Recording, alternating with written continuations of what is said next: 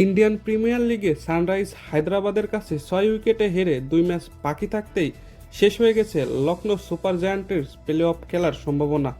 আগেই আইপিএলে 4 দলের প্লে অফে জায়গা করে নিয়েছে গুজরাট টাইটান্স, পাঞ্জাব কিংস ও royal Challenger Bengaluru.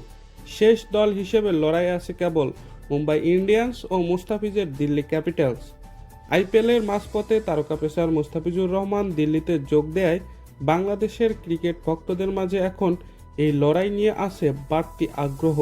Australian opener জেক ফ্রেজারের বদলি হিসেবে খেলতে যাওয়া বাংলাদেশি পেসারের আইপিএল সফর প্লে অফ পর্যন্ত চলবে নাকি প্রাথমিক পর্বেই থেমে যাবে তা নির্ভর করছে নানা সমীকরণের উপর। 12 ম্যাচে 13 পয়েন্ট নিয়ে পয়েন্ট টেবিলে দিল্লি ক্যাপিটালসের অবস্থান পঞ্চম।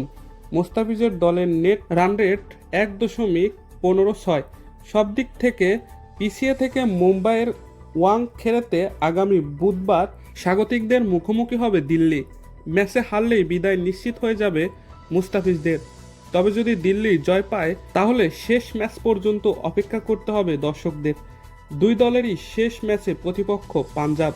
মুম্বাইকে হারিয়ে শেষ ম্যাচে পাঞ্জাবকে হারাতে পারলেই 17 পয়েন্ট নিয়ে প্লে অফে পৌঁছে যাবে দিল্লি। তবে পাঞ্জাবের কাছে হেরে গেলে মুস্তাফিজদের প্রার্থনা করতে হবে শেষ ম্যাচে মুম্বাইয়ের হারের। আইপিএলের প্লে অফ পর্বের লড়াই আগামী 29 মে শুরু হবে। তবে ভারত পাকিস্তান উত্তেজনার কারণে আসর স্থগিত হওয়ার পর ম্যাচের ভেন্যু নিয়ে নতুন করে কিছু জানানো হয়নি।